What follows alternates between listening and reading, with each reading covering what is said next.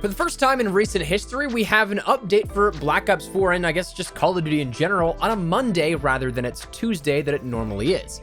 Today we ended up seeing the kickoff of Operation 6 or Season 6 of Black Ops 4 entitled Dark Divide, a heroes versus villains themed operation and season of content that brings with it a decent bit for what you'd expect for the final larger update of Black Ops 4, but ultimately, what all is in it? Today we're going to break down everything that you can expect to see when you jump on for PlayStation 4 and what for Xbox One and PC players, what you guys will be able to experience as of next Monday, 7 days from now. So before we begin, let's talk a little bit about what was debuted for the stream that happened earlier to premiere Dark Divide. It was a Treyarch Studio live stream that led into the launch of the operation as a whole, and in that we ended up getting a bit of overview of the content, including MP, Blackout, and Zombies, some discussion, and honestly some great looks back at the Zombies mode over the years, as this is the culmination of those past 10 years of narrative. And it kind of seems like for real this time, despite Black Ops, Black Ops 2, and Black Ops 3 all saying, "That's all folks," at their DLC points in time as well.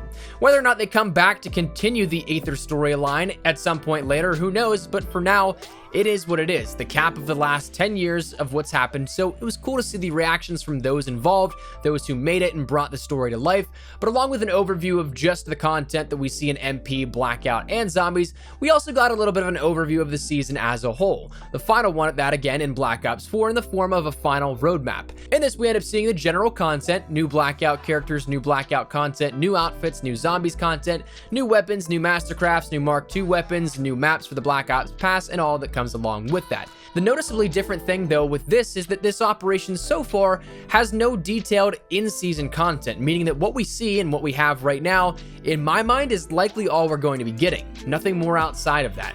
Additionally, the curious part is that right now we don't have any discernible time frame on when the operation will last until, with the usual suspect being able to just check up on the Contraband stream. You see the time countdown from there, but as it stands right now, that actually is blank and has no ends in countdown timer like previously. Maybe it's a bug, maybe it's intentional, but what we can see for maybe some sort of reference is that in 42 days, the starter pack will go away, if that's any indication. Might not be, but it is something that at least that gives us a relative time frame of what we can expect here. So it'll last until after the launch of Modern Warfare, but also seemingly go quiet into that good night. But on the actual game side, what can you expect for it when you jump onto your PlayStation 4 and your console? Well, the first thing is actually probably the most surprising is that there's no actual title update. No title update 1.25 for players to download before jumping into this. You can jump on immediately and start playing. Last week's update 1.24 seems to be that update that housed all of this, which is why we saw that initial start sequence, that new key art, and that new dashboard icon after last week. And as well, we ended up seeing that we had some theater mode bugs that showcase some of the new jumps in the new Blackout mode as well. Now, while you don't have an actual title update to download, you will need to download the Black Ops Pass content if you're interested in that. That's something that, especially tagged or untoten, the new Zombies map, that's about 5 gigabytes on its own right, so that'll be something to consider as well. But talking Black Ops Pass content, we end up getting a couple of new maps for MP, and of course that Zombies map, which we'll get to in just a second. The new maps for MP include Lair and Launch. Lair is a supervillain hideout that's situated on the edge of a volcano, and it's certainly a different one in terms of design approach to this level. It's circular with various different levels and stranger intricacies such as water, vents, elevators, and the like, but it is something that it's got that more rotational flow and design approach to it. Cinematically, the skybox and other aesthetics I think are really nice, but how it actually plays, well, truthfully, I haven't gotten the hang of it entirely just yet. Day one is always tough to gauge things on, as the lobbies are tremendously more competitive, and I just haven't played it all that much. Additionally, too, I'm probably not going to be playing too much of it, truth be told. And then Launch, the other map, is a remake of the classic Black Ops map, in which it's nearly identical, save for a few design elements that modernize the location and also change the scenery ever so slightly, the most notable being the time of day. Taking place just before daybreak, the darker and lighter flow of the map will change depending on location and the lighting situations that you have around each. But it plays nearly identically to the original, save for again the specialist equipment that had been introduced since Black Ops 1, and things like the grapple, which can propel you into different locations that you couldn't from the original, or at least in a faster situation. The way I kind of worded that initially sounded like glitch spots, but that's not the case. Anyways, that's the MP maps here for the Black Ops Pass content. Then we end up seeing that Zombies, tagged or untoten, is coming full circle from Nocturne and Toten. from Night of the Living Dead at the very beginning of the humble origins of the mode to Day of the Dead, the cap now on the Aether storyline 10 years later. Honestly, I don't really want to touch too much on this one because I don't want to sway anyone's opinions one way or the other. I don't want to touch on that at all. I just want you to experience it. If you have the DLC, give it a try, play it out, and be a part of that history of it all. It is bittersweet. And whether or not Call of the Dead was the finale that was the intended endpoint a year or two ago, or if it was something that because of budget, like rumored, they had to change it to that, who knows? But just enjoy it for what it is, a closing chapter on a saga that honestly many of us grew up on. Have a blast with it. Let me know your thoughts in the comments down below. But other than that, what other loot can you see in-game? The stuff that you don't have to buy outright as a part of a season pass? Let's break that down into sections. For MP, we only end up seeing that we have the new playlist of the Map Pack Mosh Pit added in. That's something that is real straightforward, simple, and to the point. But we got some content in terms of weapon skins, new weapons, and all that kind of stuff. We'll talk about that in a second when we talk about the Black Market update, which does have a lot, unfortunately, but we probably all expected it at this point. The Map Pack Mosh Pit is there for PlayStation 4. Map Pack Mosh Pit is also accompanied by Bare Bones Mosh Pit, Bolt Action Bare Bones, Party Game Mosh Pit, and the Mercenary Deathmatch Mosh Pit. For Blackout, we actually see something a little bit more substantial here at this one. We end up seeing the brand new game mode of Heavy Metal Heroes, and later on in the season, we'll also end up seeing a mosh pit of all the LTMs as well. But for right now, we end up having the launch with Heavy Metal Heroes being a quads LTM that includes a new tank, a comic filter, which in my mind makes it look like Borderlands a little bit here at this one. It also comes with thrust jumping. Yes, jetpacking is back from Black Ops 3.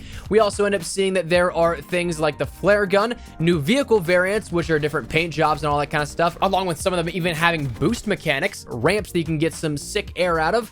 They end up having infinite grapple that you spawn with, so mobility is honestly a ton of fun with this game mode. I was kind of skeptical watching it through a little bit on the live stream earlier, but once you jump in, it is entirely different. That art style, even if it is a little bit of a turn-off to you, is something you start to get used to. But the thrusters and infinite grapple make it a ton of fun. You initially also end up spawning in with a level 2 and a Damon 3XB as well off initial spawn. After that, you end up spawning in with different SMGs, and also it seemed like decreasing levels of armor. So the further you ended up getting, you'd spawn in at the very beginning when you drop in initially with a level 2. Later on, you get a level 1, and then I spawned in at one point without any armor at all. So that's something to consider as well, but it's honestly a ton of fun. I ran into the tank a couple of times. I honestly, when I saw this teaser as of yesterday, didn't think that I was going to like it at all because of the tanks. We saw how that worked in Modern Warfare. We saw how the things like mechs worked in Fortnite. If you followed any of the community reaction with that kind of stuff. So I wasn't sure if I'd like it, but honestly, I'm having a lot of fun with this at the very moment. One other cool little thing that seems to be just like a quality of life thing was that it showcased when you eliminated an entire squad. It would tell you that that squad was eliminated if you got some of those kills with it. So that's very helpful, and of course, let you know that if you hear some more gunfire, it's not the same people. It's an entirely different team. Zombies wise, we end up seeing that we had a couple of different things, including a new perk of Blaze Phase, which allows you to blaze through zombies in a straight path, and then 2 new elixirs of Power Vacuum and Secret Shopper. Or I guess shouldn't really say new because they were in Black Ops 3, but returning from Black Ops 3, a couple of elixirs there as well. Now, in closing, let's talk about everybody's favorite part of the updates, the Black Market updates. So when you jump into Black Ops 4 and you take a look at Operation Dark Divide, firstly, let's start with the tiers. There are 50 tiers as it stands right now. You get a Mastercraft at tier 25 and an Ultra Weapon Bribe at tier 50, and no specialist, surprisingly, depending on who you ask. Some people may not be surprised by that, but there is no new specialist introduced with this operation. Outside of that, everything else is just your standard filler stuff that we normally see, a couple of outfits and uniforms thrown in the mix there, and then reserves after tier 50 at 51 and up. Again, there is no timetable right now for when this goes away. It seems like the starter pack goes away in 42 days and a few hours and change, so shortly thereafter you can take a look at maybe a refresh of some sorts, or it just goes back down to being the regular base game with no contraband stream. But along with this, we end up seeing that we had an increase to the number of reserves, which it seems like there is a ton of those things added in. We had a ton of uniforms added for the new characters. We had new weapons, including 2 returning weapons and 1 newer one, which is kind of just like the ICR, but with a double barrel on it. But those weapons introduced into reserves are the AN-94, the VMP from Black Ops 3, both of those, and the Echo Hawk, which is again that double barrel ICR. There's also new mastercrafts such as the Game Over for the Cat 45, the Predator for the S6 Stingray, the Desecrator for the Rampage, and a few others among that list as well. We also end up seeing that we have a few new Blackout characters, two of which are available actually right now. Stuhlinger and Marlton are available. One is for the starter pack, one is in the shop. Gregory Weaver, though, from Black Ops, the CIA agent, is actually in reserves, it seems, as of right now. And then elsewhere in the shop, we end up seeing a large number of refreshes to that also. We end up seeing that we had a double introduction of things in the shop for week 1. We had the Incandescent Reactive Camo for 1,000 COD points, the Paladin Mark II for 2,000 COD points, the Spectral Spectre outfit, which is honestly, I think, really cool, even though I'm not really into outfits all that much, but not for the price of 1,800 COD points. I don't like it that much. We had the Kitty 6 Seraph outfit for 1,000 COD points, Stuhlinger, the Blackout character, for 800 COD points, the Black Plague Mastercraft, which is essentially just the GKS Unicorn Mastercraft, but instead a darker twist on that. That's available for 1,800 COD points, and then the starter pack is available for 1,100 COD points. So if you were wondering, that is 9,500 COD points worth of items introduced on day 1. So if you thought the Treyarch and anything was going to be happening with Black Ops 4 that would maybe say sway in the other direction now that the year is almost finally over, you'd be wrong. They doubled down, so that was something introduced as well. And of course, we had the plethora of smaller things introduced into reserves, as you probably saw in the reserve trailer that played at one point here through the video already. So there's a ton of stuff that was added behind the paywall or just the insane grind wall, but outside of that, that's everything that changed here at the operation at large.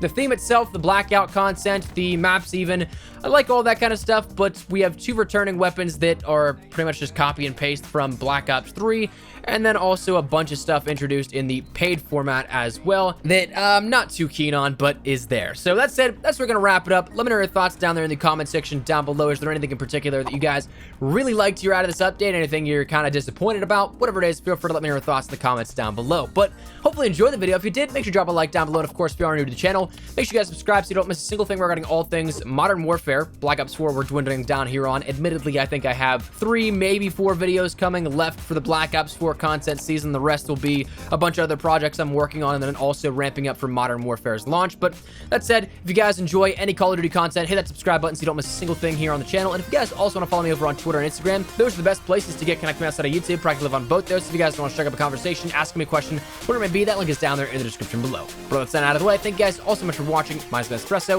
I'll see you guys later. Take care and peace.